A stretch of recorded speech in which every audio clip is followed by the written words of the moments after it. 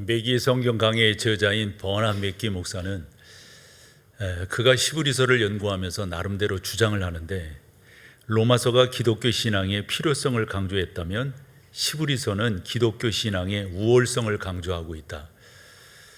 왜 우월성을 강조하고 있다라는 말을 했을까 살펴볼 때, 그 당시 유대 종교에서 그리스도교로, 즉 기독교로 개종한 그러한 성도들이 많았습니다. 그런 분들이 기독교 안에 들어와서 자꾸 옛날 이야기를 하는 거예요. 뭐 율법이 어떻고 대제사장이 어떻고, 우리는 그때 수호천사가 있었는데 왜 수호천사 이야기를 하지 않느냐. 더 나아가서 멜기세덱에 대한 이야기도 하고요, 또 대제사장에 대한 이야기도 하는 거예요. 히브리 저자는 그러한 성도들을 보면서 안타깝게 그지없죠. 아니, 지금 우리에게 하나님 보좌 우편에 앉아 계시는 진정한 대제사장이 계신데 지금 무슨 대제사장을 이야기하느냐. 더불어서 유대교의 배경을 갖고 있던 성도들이 또 하나 이야기하는 게 성소에 대한 거였거든요. 그 성소라고 하는 것은 우리가 흔히 말하는 성소와 지성소, 이 내용입니다. 아니, 자꾸 와가지고 우리 가운데 성전 안에서 지성소로 들어가는 것이 좀 있어야 되지 않겠느냐, 그런 이야기예요.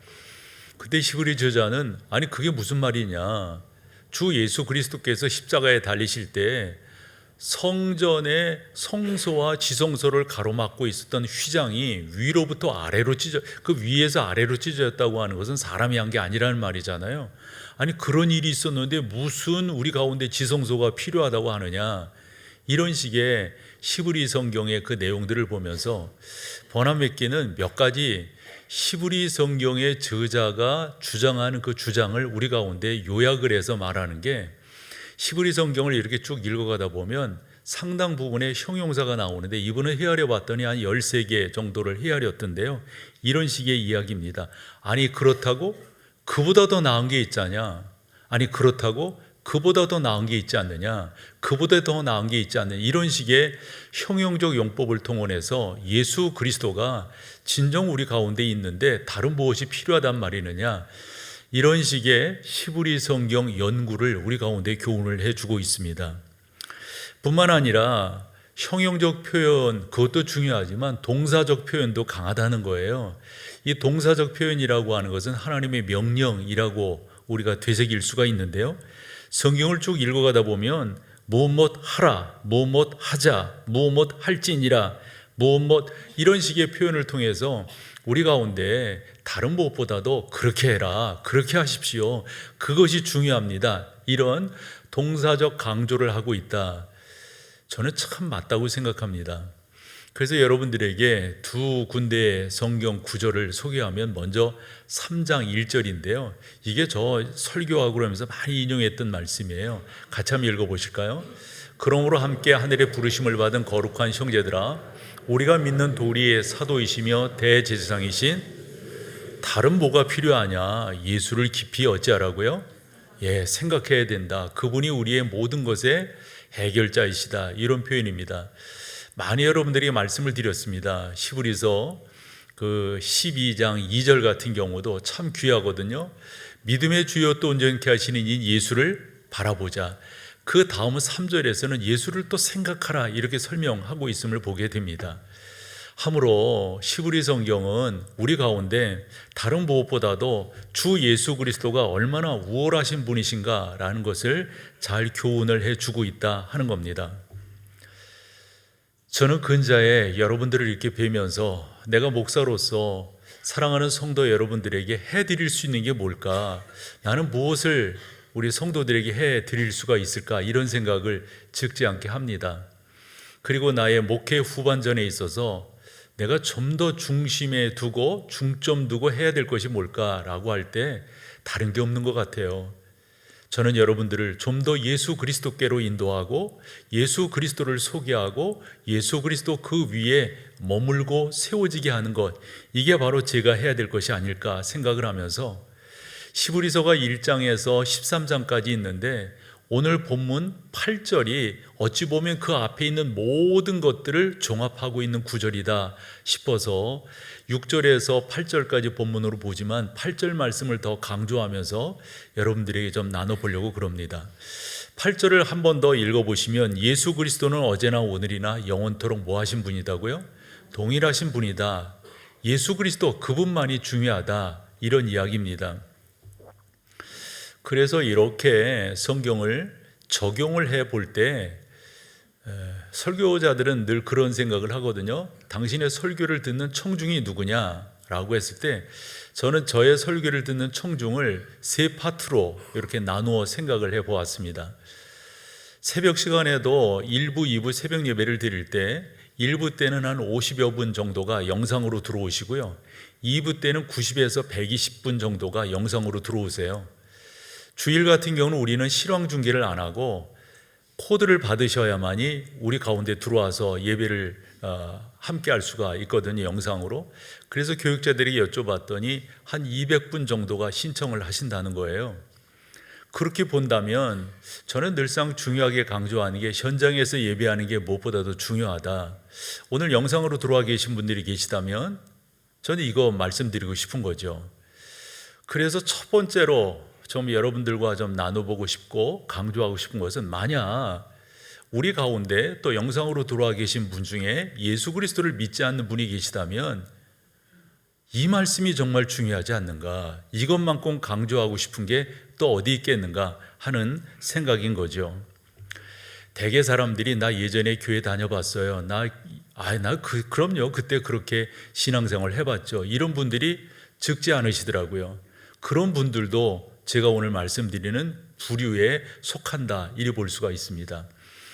그래서 오늘 본문의 8절 말씀에 가로를 하나 넣어서 말씀을 보면 이런 모양이 될 거거든요.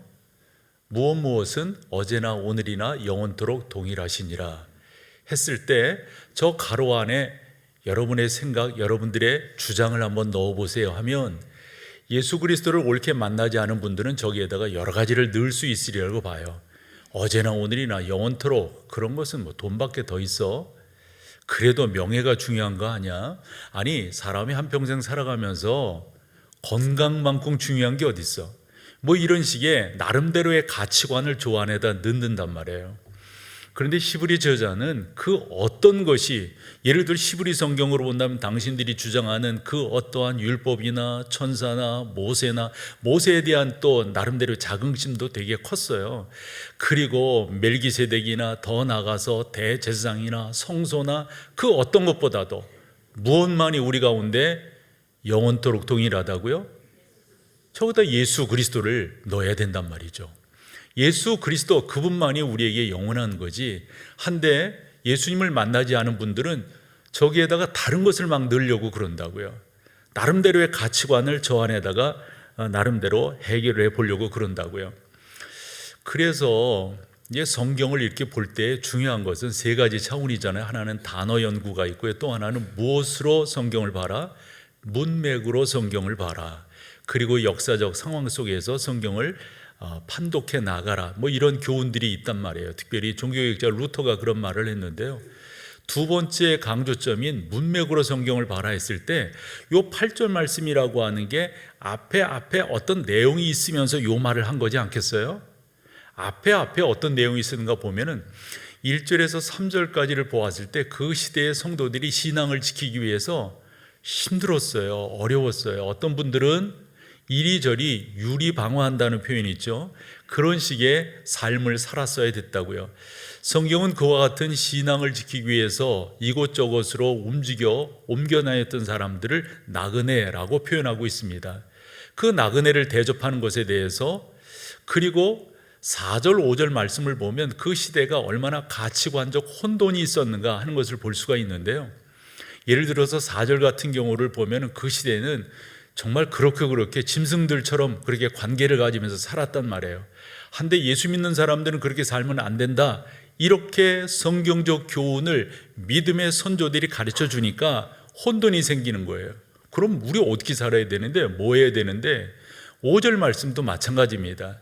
그런 가치적 혼돈을 갖고 있는 성도들을 향해서 6절에서 그리 말하는 거죠. 여러분, 정말 우리에게 예수 그리스도, 이 하나님의 보호하심이 있으니까 절대 여러분 세상이 여러분들을 나름대로 힘들게 할 수가 없을 겁니다. 그러면서 시편 27편과 118편에 있는 말씀을 인용하면서 하나님께서 나를 돕는 자 중에 계시니 내가 누구를 두려워하겠느냐, 이런 표현을 쓰는 거예요. 그러면서 7절 말씀으로 넘어가면서 또 8절로 이렇게 연결이 되는데, 아마도 이와 같은 말씀을 이렇게 보면은 그 시대에 어려운 그러한 가치관 속, 또 신앙적 그 정체성 또는 순결성을 지키려고 하는 성도들에게는 큰 위로와 격려가 됐으리라 생각을 합니다. 사랑하는 여러분, 우리 또한 그와 같은 길에 서 있는 사람들 아닐까요? 1절에서 3절처럼 우리는 신앙의 나름대로의 강조점, 그래서 그 어떤 것보다 믿음이 중요하다고 하는 가치관을 안고 지금 이 자리에 오셨다고요. 4절, 5절처럼 세상의 가치관이 강하게 요구되는 이 시대 가운데 아니라고, 나는 하나님 앞에 예배함으로 살겠다고, 나는 세상이 이것저것 중요하다고 생각하고 그 가로 안에 이것저것 넣는 것이 옳다고 생각하지만 나는 그렇게 생각 안 한다고, 그러면서 여러분들이 이 자리에 오신 것 아니겠어요? 예수 그리스도를 안 믿는 사람들은 다른 생각들을 할 거라고요. 함에도 불구하고 오늘 제 설교를 듣는 분들이 계시다면, 또 이 자리에서 예수 그리스도를 아직도 구주로 영접하지 않은 분이 계시다면 다른 것 없습니다, 여러분. 예수 그리스도, 그분이 우리의 삶의 주인공이라고 하는 사실이죠. 어느 목사님의 설교를 듣다가 그분이 중학교 때 경험한 것을 예화로 들으셨어요. 그 예화로 든 그 예화가 저에게도 남다른 의미가 있게 다가와서 인용을 해보면 이런 거예요. 중학교 2학년 때라고 그럽니다. 그때 한 선생님이 학생들에게 물었다는 거죠. 너희들은 커서 뭐가 되고 싶으냐? 이런 질문을 던진 거예요. 근데 사실 이 질문에는 너희는 커서 뭐를 할 건데, 또는 너희는 커서 뭐가 될 건데, 이런 질문이 그 안에 있다라고 생각을 합니다. 그런데 한 학생이 이제 중학교 2학년이니까 좌충우돌할 때 아니겠어요? 그때 한 학생이 장난스럽게 생각하면서 선생님, 나는 빨리 커서 어른이 되고 싶어요. 선생님의 질문이 왜 그런데? 했더니 얘가 장난스럽게 이야기를 하기를, 빨리 커야 담배 피고 술 마시고 뭐하고 뭐 이럴 거 아니에요. 제가 그 얘기를 들으면서 나 중학교 때 생각이 나더라고요. 만약 우리 반에서 누군가가 그렇게 이야기했다면 선생님 불러냈을 거예요. 나와. 그러면서 칠판 잡어. 칠판 잡으면 어떻게 되는 거예요? 맞는 거지 뭐. 막 그랬을 거예요. 막 그 예전엔 그 출석부가 각딱지로 돼 있었잖아요. 더 이상 저는 안 맞았어요. 참고적으로. 그런 식의 이야기를 쭉 할 때에 그 선생님은 상당히 철학적인 이야기를 하셨다는 거예요. 애들은 까불면서 아직 철이 없으니까, 그리고 당신은 생각하기를 나는 커서 대학 나오고 그래서 어떤 훌륭한 사람이 될 거야, 이런 생각을 하고 있었던 자기에게도 그게 충격이었던 거예요. 뭐라고 선생님이 말씀하셨냐면, 얘들아, 어른이 된다고 하는 것은 죽어가는 거란다. 너무 형이상학적이지 않아요? 어른이 된다고 하는 것은 죽어가는 거란다. 그런 데 있잖아요. 저도 지금 어느 정도 나이가 있으니까 이렇게 생각해 보면 결국 우리의 삶이라고 하는 것은 그곳을 향해 가는 거예요. 그래서 종지부를 찍을 거예요. 모세가 시편 90편, 그 모세의 시거든요. 거기에서 그런 말을 해요. 우리의 연수가 길면은 70이고 또 길면은 80이고, 근데 지금과는 좀 안 맞죠. 지금과는. 그러면서 우리가 뭐 이렇게 사는데 뭐 잘한 것 뭐 이런 거 다 있는데 결국은 우리는 날아간다는 거예요. 날아간다고 하는 게 모세가 어떤 정서를 가지고 저런 표현을 했을까 싶으면 뭔가 이렇게 휙 지나가는 거 있잖아요. 뭘까요, 여러분? 우리 그런 생각 좀 하지 않나요? 우리라는 표현이 좀 어색하긴 한데, 벌써 내 나이가, 제가 언젠가 저희 어머니랑 이런저런 얘기하다가 어머니 제가 60이 넘었어요. 그때 막 야단을 치시더라고. 무슨 네가 60이 넘었냐? 내가 60 먹고 싶어서 먹었어요? 무슨 60이 넘었냐? 그러니까 저희 어머니 같은 경우도 어느새 세월이 그렇게 갔다고 하는 것에 대해서 인지도 안 될 정도입니다. 어제 설교를 준비하면서 통계를 봤는데 지금 전 세계 인구가 얼마나 되는가 봤더니 한 81억 뭐 이렇게 되더라고요. 지금까지 올해 지금 뭐 6월, 7월 이렇게 되니까 지금까지 태어난 사람이 얼마인가 봤더니 한 7,600 정도, 사망한 사람도 적지 않아요. 통계를 보면서 재미있었던 것은 2023년에 인도가 중국보다 인구가 더 많아졌다. 한 14억 3천인가 뭐 이렇게 된다는 거예요.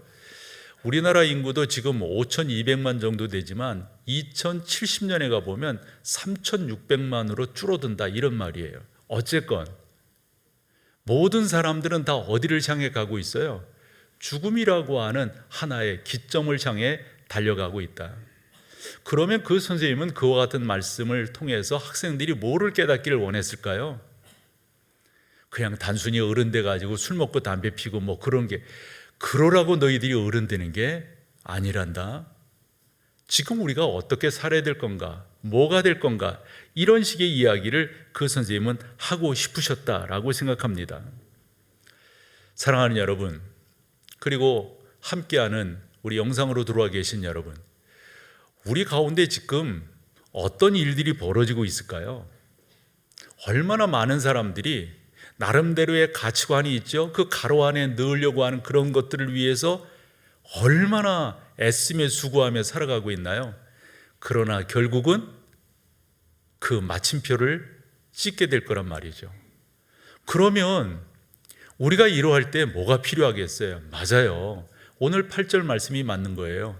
예수 그리스도는 어제나 오늘이나 영원. 사람들은 이것이 중요하다, 이것 아니야, 그게 뭐 이런 별 말들을 다 하는데 결국 마지막 마침표에 남는 한 가지가 있다면 그것은 예수 그리스도, 그분밖에 없다. 그분만이 우리에게 온전한 분이고 그분만이 우리를 살릴 수 있는 분이다. 6월 30일 날 제 설교는 요한복음 3장 16절이었습니다. 그것을 작년 그맘때 설교를 했고요. 다시금 1년 후에 그 설교를 하면서 여러분과 한 번 더 정리한 것이 있었어요. 하나님께서 우리 모두를 사랑하시는데 그냥 사랑하신다 그러고 마음 놓고 있을 것이 아니라 누가 그 사랑을 좀 더 나의 삶 속에 구체화할 수 있는가, 거기 조건이 나와 있다라고 말씀을 드렸습니다. 그러면서 이는 이렇게 해야만, 이러할 때에, 즉 뭡니까? 저를, 예전 성경은 그런데 요즘 성경은 그를, 좀 더 지시대명사가 분명하죠. 그를 믿는 자마다 멸망치 않고 영생을 얻게 된다 하는 말씀입니다. 여러분, 다른 방법이 없습니다. 우리가 주 예수 그리스도 안에서 영원한 삶을 살기를 사모하고 추구하며 지금 이 자리에 있는 거지 않습니까? 그러기 위해서 선제되어야 할 것이 있었어요. 그것은 예수 그리스도, 그분이 나의 구주시라고 하는 것, 그분이 나의 주인이시라고 하는 이 분명한 고백이 있으셔야 되는 거죠. 말인즉슨 사람들은 이렇게 노력하면 되지 않아? 이렇게 나름대로 수고하고 애쓰고 올바르게 살면 되지 않아?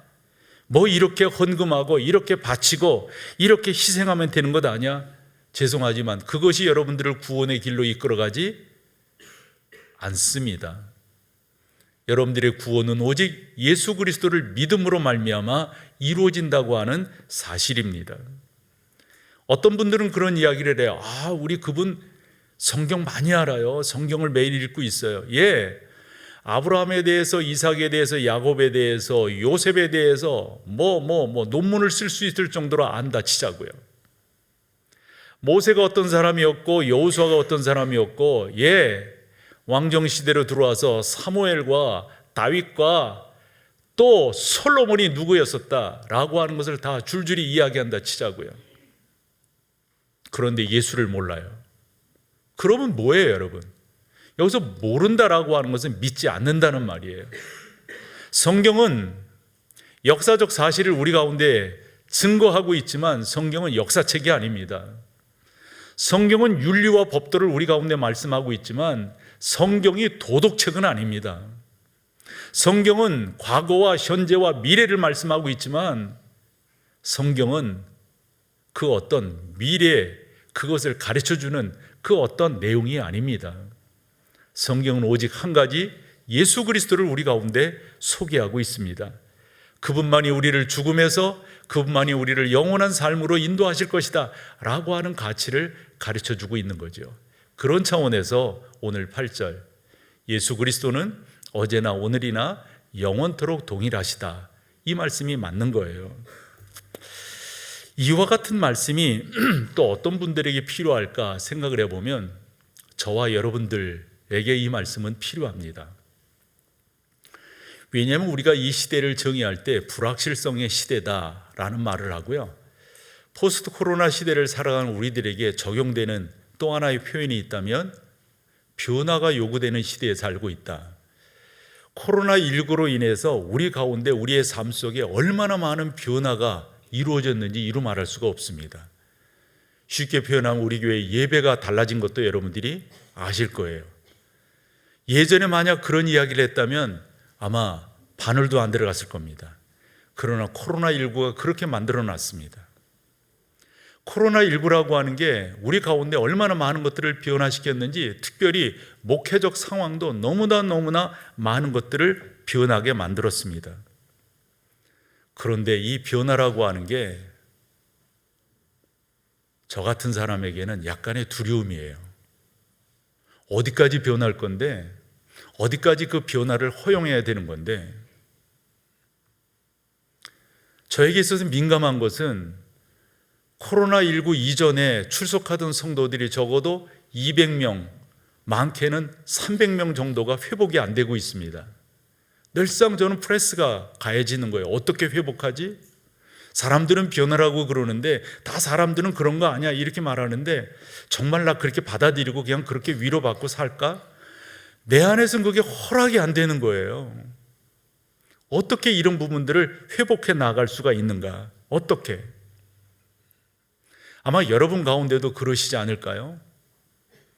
사업을 하시는 분은 사업을 하시는 분대로, 직장생활 하시는 분, 또 뭐 조그만 소기업을 하시는 분은 소기업 하시는 분대로 아마 이 변화가 가져다 주는 두려움, 걱정, 이런 게 적지 않을 거라고 생각합니다.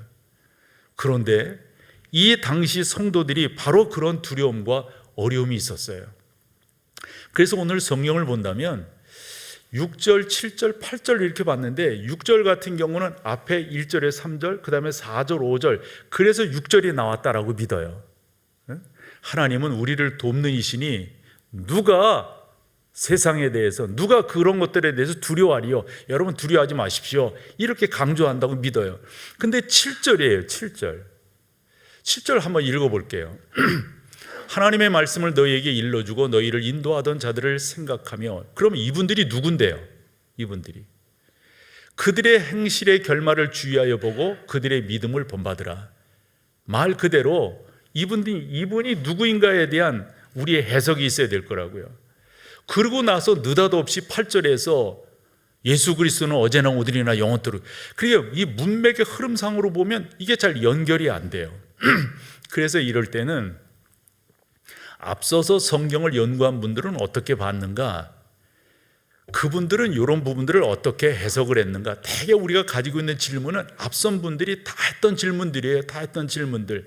그 질문이 좀 더 진보되고 더 가꾸어지고 뭐 이래서 지금 학문적으로 나타나는 거지, 다 그런 질문들을 했었더랬습니다. 저와 같은 질문을 갖고 성경 연구가들이 어떻게 연구를 했는가 보았을 때 저는 버남 맥기가 연구한 것이 나름대로 의미가 있다라고 생각을 했습니다. 버남 맥기는 그런 말을 하고 있어요. 이 7절이라고 하는 것을 좀 더 깊이 생각을 해봐야 된다. 그러면서 7절을 보면 하나님의 말씀을 너희에게 일러주고 너희를 인도하던 자들이 누구인가를 그분은 그렇게 이야기하는 거예요. 여러분 우리는 살면서 있잖아요. 누군가가 나의 롤모델이 될 수 있잖아요. 누군가가 나에게 지침이 되고 힘이 되고 좀 기댈 수 있는 것이 될 수 있잖아요. 그런데 그분이 안 계신다. 그런데 그분이 나에게서 떠났다. 이럴 때 내 안에 찾아오는 건 뭘까요? 두려움이라고요. 두려움. 그런데 여기에서 하나님의 말씀을 너에게 일러주고 너희를 인도하던 자들을, 버남 맥기도 그렇고 우리가 보는 경건한 성경 해석가들은, 주석가들은 그렇게 말합니다. 주 예수 그리스도와 함께 지내고 주 예수 그리스도로부터 말씀을 받고 주 예수 그리스도를 목전에서 봤던 믿음의 선배들이 있다는 거예요. 그 중에는 사도들이 있을 거고요, 뭐 속사도들이 있을 거고요, 그 가운데는 군중 가운데 예수님을 따라다녔던 그런 사람들이 있을 거란 말이에요. 나이가 되니까 나이가 드니까 그런 분들이 한 분 한 분 돌아가시는 거예요. 그러니까 지금 살아있는 사람들은 지금 1절에 3절을 보면 신앙이 어려워요. 예전에는 그런 분들이 우리 주님께서 이런 말씀을 해주셨어요. 우리 주님이 우리를 이렇게 인도하셨고 이런 용기를 주셨어요. 이러면서 위로하고 격려해 줬는데 그분들이 안 계시는 거예요. 그래서 저자는 뭐라고 말합니까? 그런 분들을 생각하며 그들의 행실에 결말을 주어야, 그러니까 그분들이 믿음을 어떻게 지켜나갔는가를 여러분들의 교훈으로 잘 삼아서 그들의 믿음을 본받으시면 됩니다. 그러면서 하는 말이 저는 이 말이라고 생각해요. 아니 여러분, 그분들이 믿던 예수님은 어디 가셨고 우리가 믿는 예수님은 또 어디 가셨습니까? 그분들이 믿던 예수님과 우리가 믿던 예수님이 다른 겁니까? 틀린 겁니까? 그분들과 함께 하셨고 그분들에게 용기와 권능과 역사하셨던 그 주님이 지금 우리에게는 안 계신단 말입니까? 그러면서 8절이 나오는 거예요. 맞습니다, 여러분. 예수 그리스도는 어제, 즉 그분들과 함께 하셨어요. 오늘 여러분과 함께 하실 거예요. 다음에 우리의 자녀, 손들, 우리의 믿음의 후배들 가운데도 함께 하실 줄로 믿습니다. 예수님 바라보는 게 승리하는 길이에요. 예수님 바라보는 게. 여태 여러분들에게 복음과 말씀을 선포하셨던 그런 분들이 돌아가셨지만 그렇다고 해서 여러분들이 혼자가 아닙니다. 지금도 그분은 어제도 계셨고 오늘도 계셨고 계시고 내일도 우리와 함께 하실 줄로 믿습니다. 저는 이제 목회를 하는 사람이잖아요. 아까 말씀드린 것처럼 이 포스트 코로나 시대에 이 목회라고 하는 게 너무 우리 가운데 변화를 많이 요구하니까 솔직히 말씀을 드리면은 저도 두렵거든요. 얼마나 더 변화되는 거예요? 얼마나 바뀔 건데 이게. 그러면서 뭐 AI가 등장하면서 뭐 앞으로는 세상은 어떻게 될 거고 뭐 설교자들은 어떻게 될 거고 복잡하기 그지없는 말들을 지금 우리 가운데 쏟아내고 있습니다. 그런 상황이 있는 저 또한 설교하면서 여러분 염려하지 마십시오. 여러분 두려워하지 마십시오. 사실 내 안에 그런 것이 있으면서도 그런 설교를 적지 않게 하고 있습니다. 그러면서 저는 깨닫게 되는 게 그거예요. 하나님의 사람 다윗이 사울에게 쫓기면서 당연하잖아요. 쫓기니까 두렵잖아요. 그때 성령 하나님이 다윗에게 해주신 말씀이 있어요. 뭐라고요? 내 영혼아 왜 두려워하느냐? 스스로에게 그렇게 질문하는 거예요. 너 왜 두려워하는데? 그러면서 뭐라고 말합니까? 살아계신 하나님을 바라봐라. 그 하나님이 너를 지키시고 인도하실 것이다.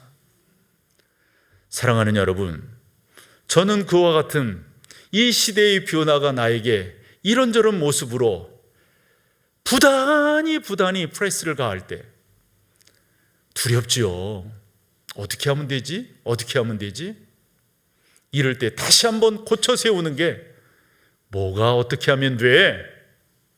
예수님은 어제나 오늘이나 영원토록 동일하신 분이고 어제 역사하셨고 어제 함께 하셨고 어제 그 모든 놀라운 기적들을 베푸신 분이라면 지금 또한 우리와 함께 하셔서 그런 역사를 이루실 분이다 라고 하는 믿음의 고백이 그렇더라고요. 나를 세워가는 거더라고요.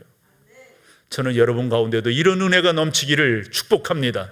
다른 거 없어요, 여러분. 예수 그리스도만이 우리에게 은혜를 주고 우리를 이 불확실한 시대 가운데서 놀라지 않고 두려워하지 아니하고 그와 같은 것들은 눈 녹듯 녹게 하셔서 하나님의 그 강건하심을 바라보게 하신다 하는 겁니다.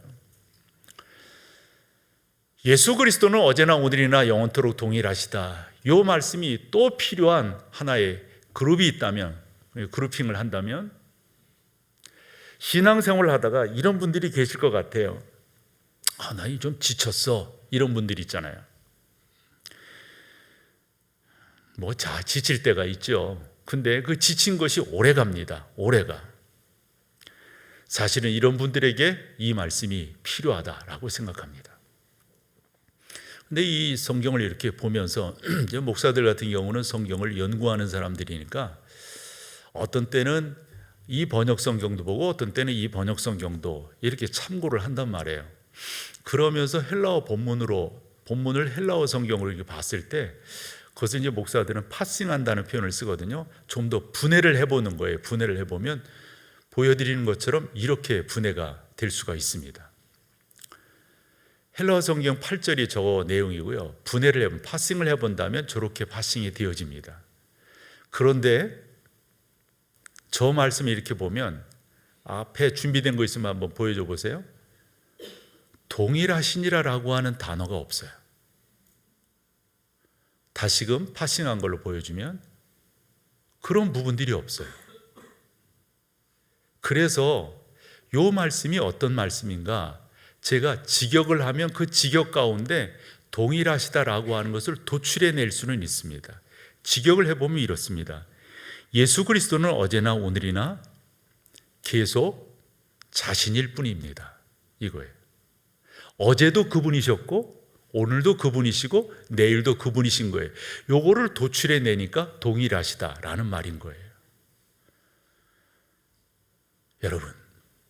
여러분들이 믿는 예수는 그 사람에게는 그런 분이고 여러분들에게는 현찮은 분이에요. 여러분들이 고백하고 여러분들이 따르는 예수는 어제와 오늘이 다른 분이에요? 변화무쌍한 분이에요, 내일?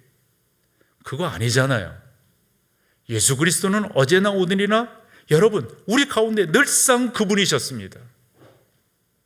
나는 나다. 우리 주님은 늘, 그래서 창세기 성경도 보면 하나님은 뭐라 말씀하세요? 나는 바로 나다. 이거예요. 그 말은 변함이 없으시다는 거예요.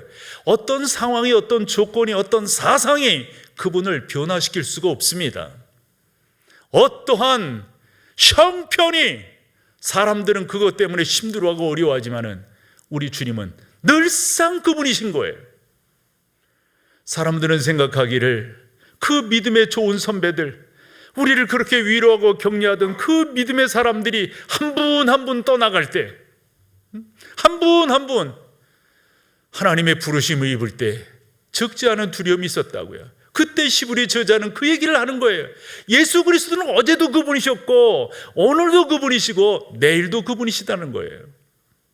그러므로 사랑하는 여러분 가운데 주 예수 그리스도로 인하여 평강을 얻으며 나아가는 것, 그분이 나의 삶의 주인이라고 하는 것, 이것을 쫓아가는 것, 이것만큼 중요한 게 없는데, 혹여 여러분 가운데 영적 어떤 침체, 이런 부분들이 계시다면, 예전 저 이런 설교 많이 했었더랬어요. 플러그인 하십시오, 이런 말. 플러그인, 그러니까 이 플러그를 콘센트에다가 꽂아야 전기를 쓸 수 있잖아요. 나라고 하는 사람을 예수 그리스도에 접속시키는 거예요. 여러분, 우리가 휴대전화를 쓰잖아요. 휴대전화 방전되었으면 그 휴대전화를 쓸 수 있어요, 없어요? 그럴 때 어떻게 합니까? 충전하잖아요, 꽂잖아요. 여러분, 우리 가운데 그런 게 필요한 거예요. 우리 가운데. 요한복음 3장은 니고데모라고 하는 사람이 예수님을 방문합니다. 예수님을 방문해서 니고데모가 가진 질문을, 그 질문은 그에게 아주 깊숙한 내면 속에 있는 질문입니다. 어떻게 영생을 얻을 수가 있습니까? 라는 질문입니다. 그때 주님과의 대화 속에, 그 사람은 율법학자고 다 나름대로 흔한 말로 유대교에서 잘 자랐어요. 율법을 어긴 적이 없고 그 명령 앞에서 헛되게 산 적이 없습니다. 그때 예수님께서 이런 말씀을 하시는 거예요. 민수기 21장의 내용을 예를 들면서, 다 알지요, 니고데모가 성경을 아는 사람이니까. 불뱀에게 물린 사람들에게 모세에게 하나님께서 명령하시기를 놋뱀을 만들어 장대에 높이 달아라. 그러면서 어떤 사람들이 살 거라고요? 쳐다보는 자는 살 거고 쳐다보지 않는, 근데 사람들 가운데 어떤 이야기들이, 어떤 생각들이 팽배해 있었던 거예요. 어떻게 쳐다본다고 살아? 지금 그런 생각이라고요. 중요한 것은 누가 그 말씀을 하셨다는 겁니까? 하나님이 하셨다는 거예요. 하나님께서 모세를 통해 그런 말씀을 하실 때 쳐다보면 산다 하는 거거든요. 한번 그림을 통해서 여러분들이 상상을 해보세요. 저런 식으로 모세가 했을 거다라고 우리 추론을 해보는 거예요. 그럴 때 사람들은 뭘 쳐다본다고 살아? 어떤 사람은 살 수 있는 길은 쳐다보는 길이야. 완전히 달라졌습니다. 본 사람들은 살았지만 보지 아니한 사람들은 죽었습니다. 주님께서 하시는 말씀이 그 3장 15절입니다. 15절에 뭐라고 말씀하시냐면 나도 저처럼 들리하리라. 나도 저처럼. 그래서 나도 저처럼 들려서 내가 들림으로, 즉 십자가의 달림으로 말미암아 그것을 믿는 자는 뭐하게 될 거다? 영생을 얻게 될 거다. 그러면서 그 유명한 요한복음 3장 16절이 나오는 거란 말이에요. 사랑하는 여러분, 뭔 길이 있을까요? 예수 그리스도는 어제나 오늘이나 그분이신 거예요. 우리는 이런저런 생각하고 변화될 거라 생각하고 바뀔 거라고 생각하지만 예수님은 바뀌시지 않는 줄로 믿습니다. 그분은 언제나 동일하신 분이시니까요. 그러므로 아직 예수 그리스도를 안 믿고 모르는 분이 계시다면 그분을 받아들이셔야 됩니다. 여러분 가운데 저 또한 마찬가지고요. 이 불확실한 시대에서 변화가 요구되는 이 시대 가운데서 적지 않은 두려움이 있을 거예요. 이때 저는 괜찮았는데 여러분 그때도 우리 주님이셨고요. 지금도 우리 주님이세요. 앞으로도 그분은 우리 주님이실 거고요. 신앙에 약화된 분들이 계세요? 플러그인 하셔야 됩니다. 예수 그리스도 그분께 여러분들이 접속하셔야 되지 다른 방법이 없습니다. 다 같이 자리에 일어서셔서 마지막 찬양을 함으로 주 앞에 나가겠습니다.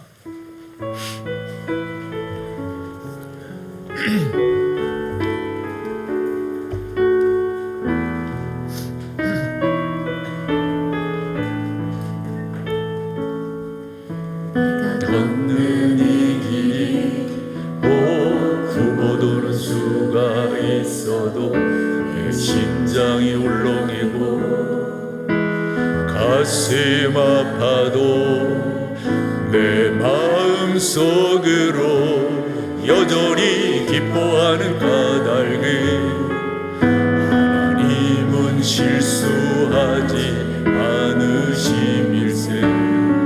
내가 세운 계획이 빗나갈지 모르며 하지만 덧없이 쓰러질 수 있지만 나 여전히 인도하시는 주님을 신뢰하는 까닭은 주께서 내가 가야 할 길을 잘 아시는세. 어두운 깊은 날이 다시는 알지 않을 것 같아 보여도 내 신앙 부여잡고 주님께 모든 것 맡기니 하나님을 내가 믿음일세. 지금 내가 볼 수 없는 어떤 멀리 가물가물 오른 명이여 오라. 나 두려워 아니하리. 만사를 주님께 내어 맡기리. 아멘. 차츰차츰 안개는 걷히고 하나님 지으신 빛이 뚜렷이 보이리라. 가는 길이 온통 어둡게만 보여도 하나님은 실수하지 않음. 한 번 갑니다. 차츰차츰 안개는 걷히고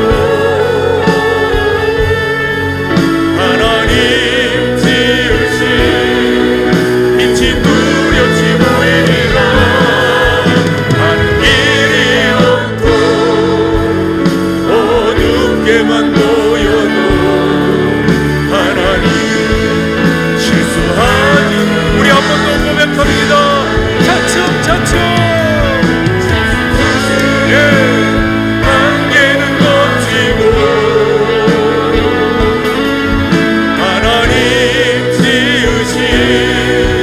빛이 뚜렷이 보이리라.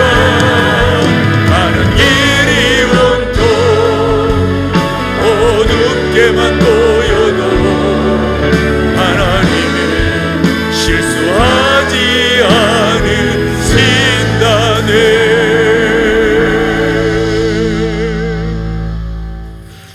전능하신 아버지 하나님을 찬양합니다.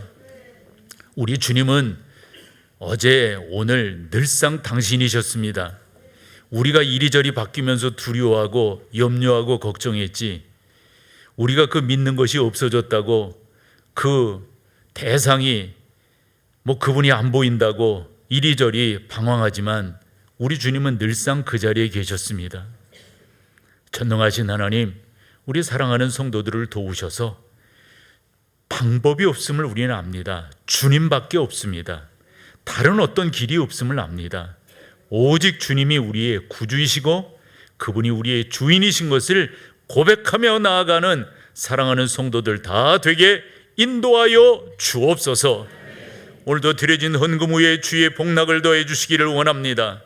믿음으로 드렸습니다. 감사함으로 드렸습니다. 주여, 아름다운 열매를 거두어 드릴 수 있도록 역사하여 주옵소서.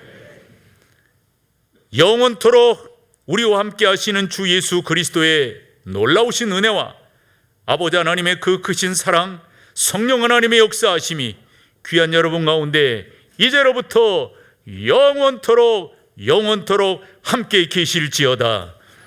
아멘. 아멘.